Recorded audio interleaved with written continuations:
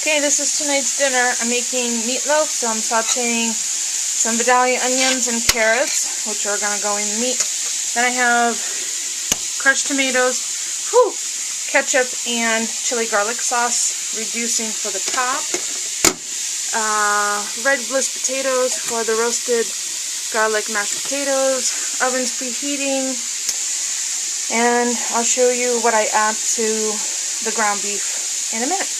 Okay, what I have in the bowl is a 1/4 cup of Italian flat leaf parsley, 2 farm eggs, and between 1/4 and 1/2 cup of panko breadcrumbs. No flavoring. I'm going to add Worcestershire sauce, which already has anchovies and lots of salt and vinegar in it. So I'm not going to add salt to the meat mixture because the sauteed onions and carrots have already been salted and peppered. So I'm going to add those right now. I decided to add the 80% lean ground beef first before adding the carrots and the onions because they're still warm, and I didn't want the egg to turn into scrambled eggs.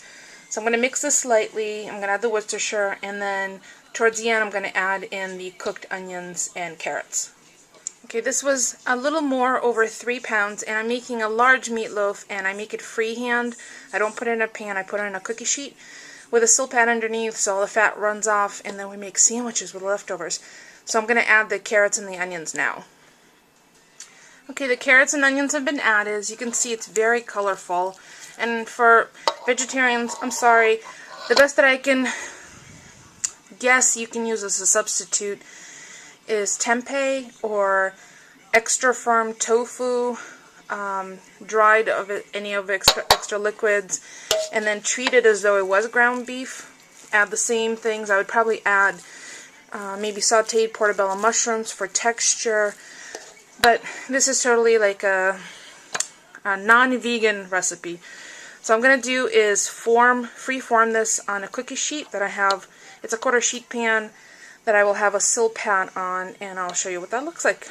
Okay, here's a meatloaf. It's already formed. It's on a 1/4 sheet pan, 1/4 cookie sheet pan.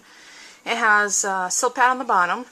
Let's see, 2 eggs, 1/3 to 1/2 cup of panko breadcrumbs, 2 large grated carrots, 1 small Vidalia onion, a 1/4 cup of chopped flat leaf Italian parsley, and then 2 heaping tablespoons of Worcestershire sauce and pepper to taste. I did not add any salt because I added salt and pepper to the onion and carrots.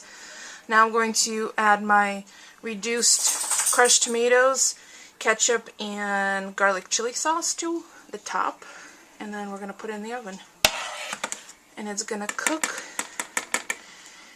until the interior temperature is what we need it to be. And I don't know off the top of my head because I kind of do things by feel.